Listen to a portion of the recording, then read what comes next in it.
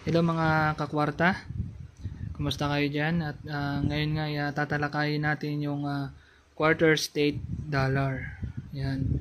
Ang quarter state dollar na ito is ito yung state ng Amerika na 15 state or 15 city. Yan. Kasama na dyan ito halimbawa, ito sa ginawa to sa Mount Rushmore, ginawa to sa Dakota, South Dakota. Kung makikita nyo dyan, medyo malabo lang. Ayan dyan sa gilid. Ayan o, South Dakota. Ayan, malabo nga. Ayan. So yun, 50 pieces siyang piraso. Pero yung bawat ganitong design ng South Dakota is million yung mintage niya. Ayan. Pero iba-iba naman siya na mint mark. Merong katulad nito, D yung mint mark niya. Ibig sabihin sa Denver siya ginawa. At meron din itong mint mark na P tsaka S. Yung P nag-stand siya sa Philadelphia. Ibig sabihin doon siya ginawa. At yung S naman is sa San Francisco. So yun. Yan, gusto ko lang malaman natin na itong ganitong quarter state isa hindi to rare. Ulitin ko, katulad ng nabanggit ko nung una, is marami siyang mintage ginawa. Yan, iba-iba naman siya. Pero iba-iba naman siyang mint mark. Tatlong klaseng mint mark. Pero yan, magaganda naman yung design niya. Isa pa, tandaan din natin na magkaiba siya nung ganito, yung Liberty. Yan, pareho lang naman siyang si George Washington yung nakalagay sa unahan. Yan, pero iba siya sa Liberty. Ito, quarter dollar din siya, pero hindi siya yung katulad nito, state. Sa bawat state ng Amerika, 50 state ng Amerika, yun yung nakalagay na design sa likod. Tulad ng mga yan, iba-iba yan. Ayan. Ito din. Pasensya na sa kamay. Ayan. Tsaka ayan o.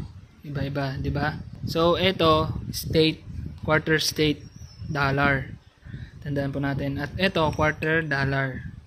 Ayan. Pero pareho naman siyang ginagamit sa nasa circulation pa to ng Amerika. So iisa lang din po ang value niyan, pagkakaalam ko. Iisa lang po ang value nito sa merkado. Ibig sabihin, parang kung sa atin dito, yung commemorative ng piso din ang value. Yun, gets nyo? So yan, magkaiba lang siya ng design. Pero iisa lang din yung value.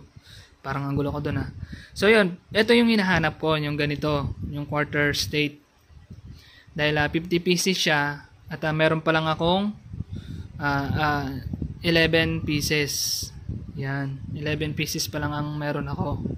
So naghahanap ako ng ganito at sana mabigyan nyo ako or mabentahan nyo ako ng ganito. So ilan ba ang hinahanap ko na ito para hindi naman lugi sa shipping, 'di ba? Ang dami ng bibiling ko ng ganito. So sana bilhan nyo muna, bigyan nyo ako or bentahan nyo ako yung wala pa akong ng design, 'di ba? Wala pa ako na collection. Marami pa akong wala 39 pieces pa. Sana 'yun ang ibenta nyo sa akin, yung wala pa akong collection. No? At ilang pieces ba ang bibiling ko? Gusto ko sana 10 or 10 mahigit. Hindi ako bibili ng isang piraso lang or 10 pababa. Kung walang ibang ibebenta din. Halimbawa, siyam na meron kang ganito, 'di ba? Siyam or 5. Tapos meron ka pang ibang items na magugustuhan ko rin na coins na isasama mong ibenta. 'Yon, pwede 'yon. Pwede natin pag-usapan. Pero kung wala, kung ganito lang tapos siyam na piraso lang is hindi na muna. No, kasi nga sabi ko nga sayang yung shipping. Kasi kung alam natin or napanood na natin sa ibang vlog, ang value po nito is nagkakahalaga lang face value or pwedeng bilhin sa inyo ng depende ng collector kung ganito yung mga condition. Yan, medyo maganda pa. Pwede pang mabili to sa inyo ng 20 to 30 pesos ang isa. So yun, wag po kayong magagalit na ho kung ganyan lang ho kamura siya. Face value pa nga po talaga yan eh. At kung computin mo yung $quarter nito sa Google, ayan, makikita nyo kung magkano. Diba? So yun, para sa aming mga collector katulad nito, gusto ko lang din magkaroon ng ganito. 50 pieces pa, 39 pieces pa yung kulang ko, at sana mabentahan nyo ako. Kontakin nyo lamang ako sa Facebook ko, iiwan ko yung link sa baba. So maraming salamat po sa inyong panonood at God bless, mag-ingat po lagi tayo.